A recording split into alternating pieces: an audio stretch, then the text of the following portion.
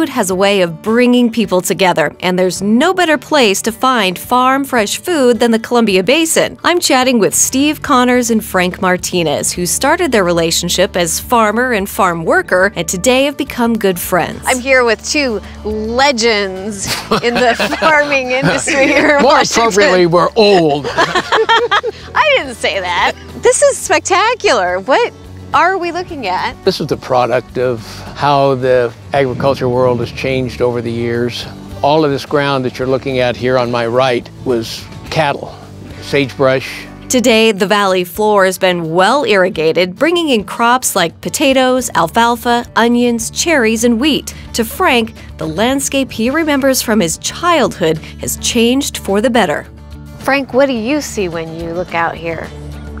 I see progress. My dad was an irrigator. He would bring me out here to help him change water. Juan was the head guy out here, and he had this young son that followed around that spoke English, and he didn't speak a word of English as far as I knew. So anyway, when we wanted to find out something, we'd talk to Frank.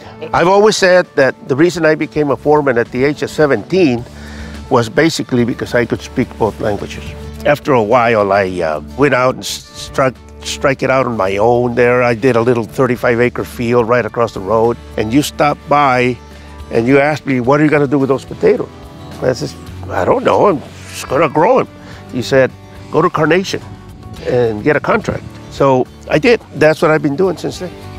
That little contract, you know, kept me going and kept me going up until today, basically. The farmer-to-farm worker relationship is important to both Steve and Frank. Without farm workers, none of this would be possible. We have to keep a good relationship with our farm workers, and we have to be fair, and we have to pay them well. I have some drivers that fly up from Texas to drive semis and trucks for me.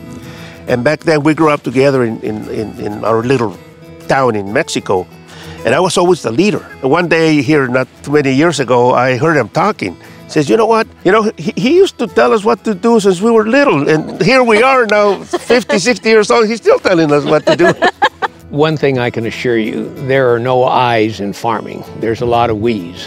The relationship between people that are hands-on and people that are directing traffic, if you will always be bound together. If employers think they can do it by themselves, they're not around very long. Farm workers don't necessarily want to take the financial risk, but they could not be developed without the help of the worker side. So potatoes, why did they grow so well over here? Washington State. We are truly blessed here by having reliable water. The Cascade Range shields us from a lot of frustrations with weather. And we used to sit around the table at dinner time with all these different growers from around the country. And the first thing that surprised me about this old couple from Maine is when they asked me how many barrels per acre we harvest. He didn't know what to answer. We go by tons. Yeah, we're like, everything we grow do is a lot 20 of potatoes. ton, 25, 30, 35 ton per acre. We're blessed. I mean, there's no ifs, ands, buts about it.